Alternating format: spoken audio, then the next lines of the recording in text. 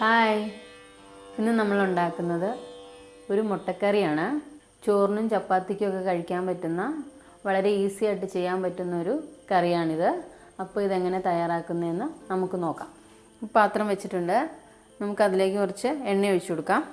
ഒരു 2 table spoon എണ്ണ. ഇപ്പോൾ എണ്ണ ചൂടായിട്ടുണ്ട്. നമുക്കതിലേക്ക് ഒരു സവോള അരിഞ്ഞ് ചേർത്ത് കൊടുക്കാം. സവോള ചെറുതായിട്ട് ഒന്ന് കളർ മാറി വരുമ്പോഴത്തേക്കും നമുക്ക് പച്ചമുളക് ഇട്ട് കൊടുക്കണം. ഒരു 4 പച്ചമുളക്, കുറച്ച് കരിവേപ്പില, ചെറിയ കഷ്ണം ഇഞ്ചി. ഇതെല്ലാം കൂടി നന്നായിട്ടൊന്ന് മൂത്ത് തന്നെ നന്നായിട്ട് ചുമന്ന് വന്നാൽ മതി. നമുക്ക് 1/2 ടേബിൾ സ്പൂൺ ഉപ്പും കൂടി ഇട്ട് കൊടുക്കാം. ഇനി നമുക്കിത് നന്നായിട്ട് വഴറ്റിയെടുക്കാം.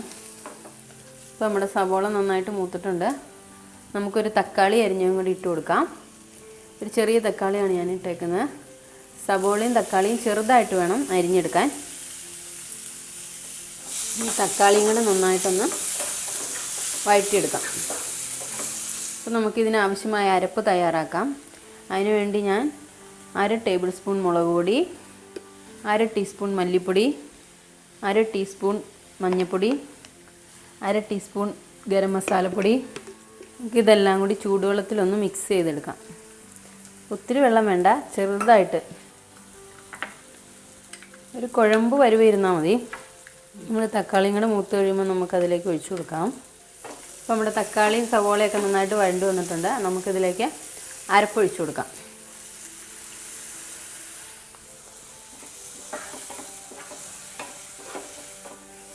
ഈ അരപ്പ് നന്നായിട്ട് വെള്ളമൊക്കെ വറ്റിയിട്ടുണ്ട്. നമുക്കിതിലേക്ക് മുട്ട ഒഴിച്ചു കൊടുക്കാം. അതിനുവേണ്ടി നമ്മളിവിടെ 4 മുട്ടയാണ് എടുത്തിരിക്കുന്നത്.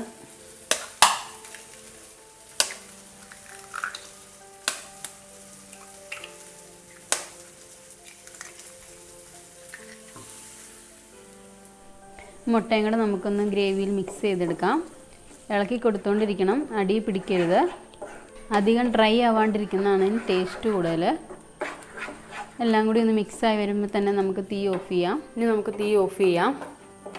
1/2 ടീസ്പൂൺ കുരുമുളക് പൊടിയും കൂടി ഇട്ട് കൊടുക്കാം. ഇത് കൂടുതൽ ഡ്രൈ ആയി വേണ്ടവർക്ക് കുറച്ചും കൂടെ വെള്ളം വറ്റിച്ചെടുത്താൽ മതി.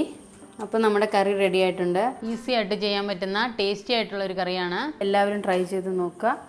അപ്പോൾ നമുക്കിനി മറ്റൊരു വീഡിയോയിൽ കാണാം.